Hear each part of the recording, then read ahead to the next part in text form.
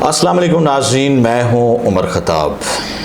आजकल बहुत डिबेट चल रही है मुल्क की सियासत के हवाले से कि कौन बनेगा अगला वज़ीर आज़म पाकिस्तान। क्या बिलावल भुट्टो ज़रदारी बनेंगे वज़ीर आज़म, इमरान खान साहब बनेंगे या शहबाज शरीफ साहब बनेंगे। ये काफ़ी सवालात उठ रहे हैं कि आखिर कौन पाकिस्तान की बागडोर संभालेगा।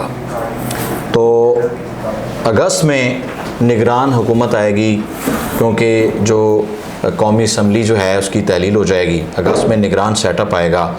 तो अब देखना यह है कि निगरान सेटअप जो है वो कितना अरसा चलाया जाता है। मौजूदा जो हुकूमत इस वक्त है, इम्पोर्टेड हुकूमत जिसको हम कहते हैं, तो ये कितना अरसा इसको लेके चलती है और कब इलेक्शन करवाए जाते हैं। अब बात की जाए तो नून लीग तो नहीं चाहती अभी कि इलेक्शन करवाए जाएँ। ज़रदारी साहब काफ़ी एक्टिव नज़र आते हैं, काफ़ी मुतहर्रिक हैं कि इलेक्शंस हों। उसकी वजह यह है कि पीटीआई की जो इस वक्त सिचुएशन है वो काफ़ी कमज़ोर हो चुकी है। उन पर जो मुकदमात हैं, उनके जो सिपाही हैं वो मैदान छोड़कर चले गए हैं। कुछ जो है वो जहांगीर तरीन ग्रुप में शामिल हो गए, कुछ गायब हो गए, कुछ आगे पीछे हो गए। तो पीटीआई इस वक्त जो है वो काफ़ी कमज़ोर नज़र आती है। तो ज़रदारी साहब ये चाहते हैं कि इलेक्शन जो है वो अगर अक्टूबर में हो जाएं तो बहुत अच्छी बात है। तो लेकिन जो है इमरान के सिपाही जो है वो जिस तरह मैदान छोड़कर चले गए हैं, उनके पास जो है वो एक ही ऑप्शन है, दो ऑप्शंस हैं उनके पास।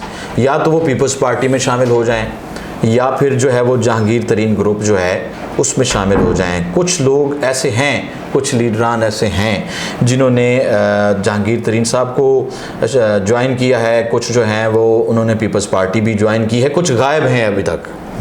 लेकिन सवाल ये पैदा होता है कि जो है दूसरा नून लीग क्या चाहती है। नून लीग जो है वो अभी फंसी हुई है। नून लीग जो है महंगाई, आईएमएफ की शराइत, अवाम में अनपॉपुलर हो चुकी है। और दूसरा जितने भी इलेक्शंस हुए हैं, ज़िमनी इलेक्शंस हुए हैं, उनमें उनको जीत हासिल नहीं हुई। उस वक्त पीटीआई अरूज पर थी, पीटीआई को जो है वो जीत मिली। लेकिन नून लीग का इस वक्त कोई जो है इरादा नज़र नहीं आता कि वो इलेक्शन फ़िलहाल करवाएँ। ज़रदारी साहब जो हैं वो काफ़ी कोशिशें कर रहे हैं। मेयर कराची भी बन गया, जैसे भी बन गया, इल्ज़ाम भी लगाया गया जमात इस्लामी की तरफ से कि जो है ये धांधली हुई है। पीटीआई के जो अरकान थे उनको अंदर दाखिल नहीं होने दिया गया या उनको अगवा कर लिया गया है, इस तरह के भी इल्ज़ामात हैं। लेकिन उनका मेयर बन गया। उसके बाद ज़रदारी साहब काफ़ी एक्टिव नज़र आ रहे हैं और वो चाहते हैं कि पंजाब में भी वो सीटें हासिल करें। सराइकी बेल्ट में भी वो काफ़ी काम कर रहे हैं। उनको लगता ये है कि जो पीटीआई जो है इस वक्त जो उसकी सिचुएशन है, जो सूरत हाल है, उसको कैश किया जाए। जो लोग जहांगीर तरीन ग्रुप में भी शामिल हो चुके हैं वो सीटें भी अगर जीत जाते हैं तो उनको भी शामिल कर लिया जाए। कुछ MQM के हो जाएं, बाकी सारी जो जमातें हैं उनको शामिल करके हुकूमत बना ली जाए। क्योंकि पहले उन्होंने बिलावल साहब को वज़ीर ख़ारजा के ओहदे पर फायज़ किया, उन्होंने एक्सपीरियंस हासिल किया, ताल्लुकात बनाए। तो ज़रदारी साहब काफ़ी डटे हुए हैं कि अक्टूबर में इलेक्शन करवा लिए जाएं। एक बहुत बड़ा जो है वो चांस है, बहुत बड़ा अच्छा मौका है पीपल्स पार्टी को कि वो यहाँ पर जो है वो स्कोर कर सके या अपनी हुकूमत बना सके।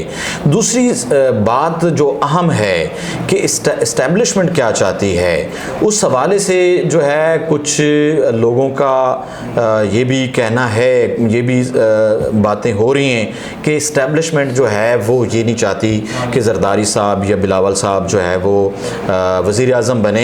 वो चाहते हैं कि शहबाज शरीफ जैसा इंसान जो है वो वज़ीर आज़म बने, क्योंकि वो उसके साथ कंफर्टेबल फील करते हैं कि वो उनके लिए कोई जो है वो खेल नहीं खेलेगा या उनके साथ कोई उनको प्रॉब्लम नहीं क्रिएट करेगा।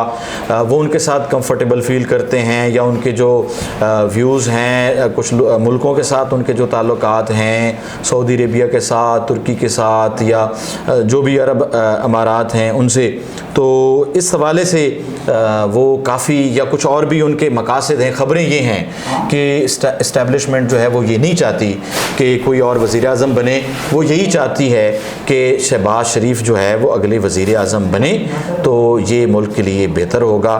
फ़िल वक्त उमर ख़त्ताब वट्टू को दीजिए इजाज़त, नए व्लॉग के साथ हाजिर होंगे। अल्लाह हाफ़िज़।